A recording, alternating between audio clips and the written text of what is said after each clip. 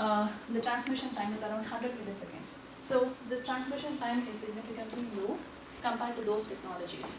So that's not a factor. How much is the improvement in SNR? So this is the beamforming without beamforming scenario.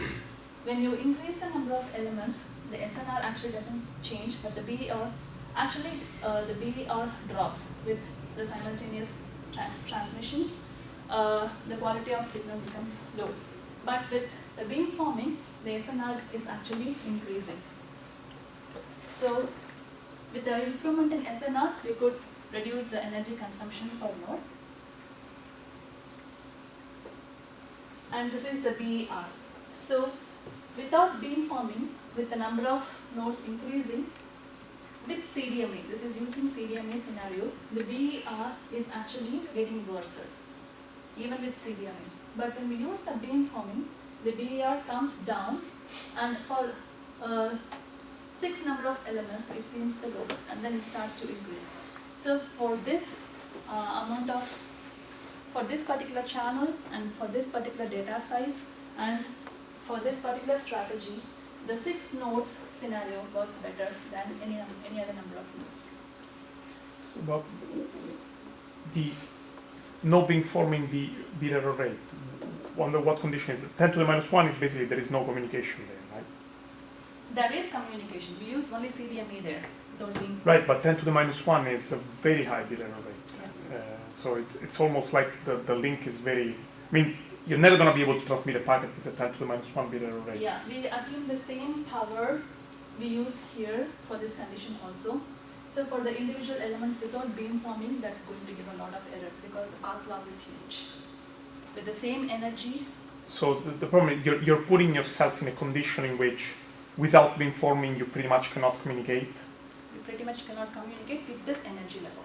Okay. So here the energy we assume here is after the safety take, after the minimizing the energy that is just required to increase the SNR of the relay. So with multiple number of nodes transmitting using beamforming, you have very high SNR. Mm-hmm. So the energy level, the transmit energy level can be significantly reduced. If you use the same amount of transmission energy for the without beamforming case, the BER is going to be really high. Okay.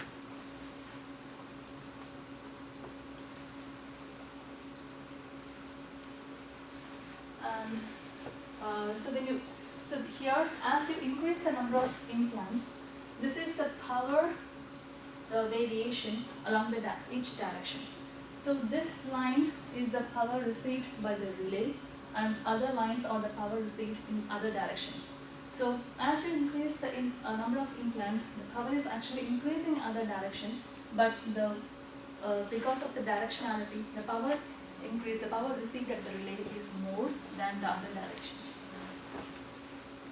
And the energy consumption. So with one element, if it consumes about 0.5 milliwatts of energy, with 14 elements it's going to consume only 0.03. But this is not giving the ideal condition. So the ideal BER condition is the 6 nodes for this scenario, which is giving about 0.085 milliwatts of energy consumption. So comparing the life, this is giving about 10 weeks of life, and this is giving about 59.5 weeks of life. It is a significant improvement in life for each and every individual implant. And that's a life for a given bit error rate? For a given bit error rate. Which you're fixing as? We usually fix it as 10 to the minus 4. 10 to the minus 4.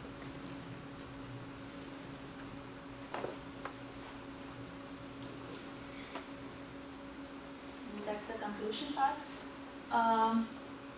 So all this work we presented is presenting a unique wireless network scenario where the medium is different. The medium is a heterogeneous, complex structure that is 3-dimensional, and it also poses other challenges, like we have to keep an eye on the safety of the tissues. So the energy efficiency along with the energy balance is another objective we set for all this different research. And then we propose the duty cycle definition through the thermal analysis. We define the topology that has to be maintained inside the body for the implants and for the relay positions. We give the thermal analysis in terms of different scenarios like the number of current transmissions, the number of the separations of the sources and the dimensions of the electrodes, considering each and every factors like that. And then we form the recommendations for long-term continuous communication. And finally, we also suggest a beamforming approach that can be used for any other application like deviating the signal from a particular point in the body, like deviating the signal from a pacemaker or targeting a particular location on the body. So this would extend the implant life further, energy efficient, and at the same time it could lead to many other revolutionary healthcare applications. So with this, I wouldn't say the technology is complete with this. This is only the initial part. We have several other modules to be completed in the future so that the technology matures and can be taken to the market. So we have the test beds now, which uses Arduino, USRP and huge components. It has to be minimized and it has to be implemented in such a way that it can be accommodated inside the body, and it can be also integrated with other existing implant devices. And we have to devise a protocol stack that is cross-layered, and though we can reuse certain components of the existing protocol stack, we have to revisit each and every criteria in terms of the safety and the heterogeneity and the energy efficiency point of view. And if you take any protocol, it can be changed that will be better for the body. So the protocol stack will be a significant work, which should also assure the security within the body and out of the body, and also the QoS that is required for differential applications. So the healthcare applications are not the same, so it's going to be different for different applications. The QoS will be another challenging task for this. And the body awareness. Body is not the constant 377 ohm medium. It's going to be different when you walk, when you run, when you bath, when you eat. When you change any of your practices, is going to change. So we need some strategy to continuously keep track of the body in order to optimize the resources allocated for this network. And also this can be used for new applications like understanding the basic body behavior. So body awareness is another important criteria, and the network interface. So all this work is dealing only with the implants and intra-body communication, but the data has to come out of the body. So it has to be interfaced with the extra-body network. So these extra-body networks are not the same. It can be any of the existing technology like Bluetooth or Bluetooth Low Energy or Wi-Fi or any other, or direct cellular communication with your smartphone. So how are you going to build this interface is another challenge. So with those challenges, these are the publications we have so far, and this is the discussion. Thank you. Thank you. So we open up the floor for questions from the audience, also from committee members. And yes. In beamforming, the implants and the codes to one of the aggregator, right?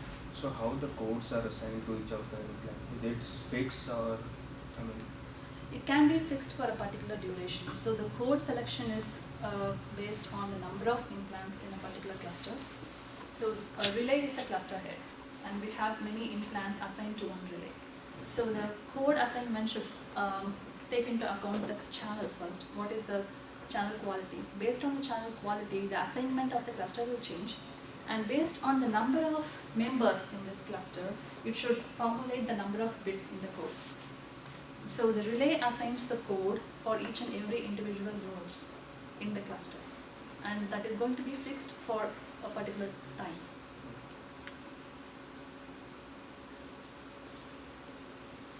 Other questions?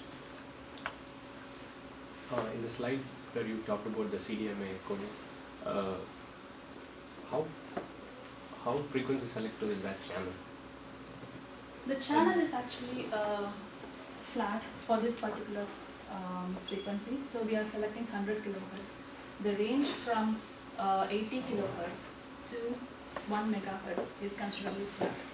So we say it's flat from the behavior of the tissues in terms of permittivity and conductivity. The permittivity values and conductivity values seem to be relatively flat. Otherwise, they'll be falling sharp for slight tuning in the frequency. But in this particular range, it's starting from actually 10 hertz. So in this particular range, the conductivity and permittivity values are almost flat. So I would say it's more flat with the frequency. The questions? When you show us the results for the optimal number of nodes, which is 6, does the distance between nodes influence this number and how? So here, yeah, one is the channel that is determining this.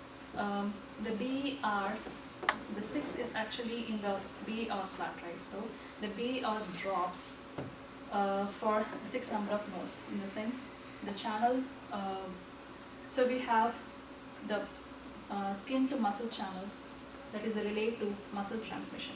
So this channel for all the number of nodes decides how the BER is going to be. So if you increase more number of nodes beyond this 6 value, the CDMA and the beam forming is not helping much. The signal is degrading. Is that the question you asked? Yeah. So it also depends upon what is the threshold SNR you want at the Yes. relay on the top. Yeah. So if you make it more selective, more conditioned, that will change as well, right? Yeah, if we reduce the expectations with the SNR, it will change. So I think in your plots you should also mention that all this is given this target SNR at the And the BER. at the relay node, because ultimately that is deciding everything else. Yeah, that's true. I think okay. I think let's go. We'll continue on separately. But any other questions? Any Yeah, other questions? Yeah. so the optimal number n being 6, how sensitive is that optimal solution to the person's posture, for example? Let's say he's moving, walking. So mainly this channel is the skin to muscle channel, which is inside the muscle.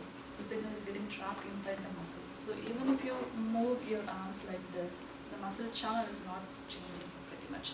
There'll be a slight change, but I wouldn't expect a significant change from body artifacts.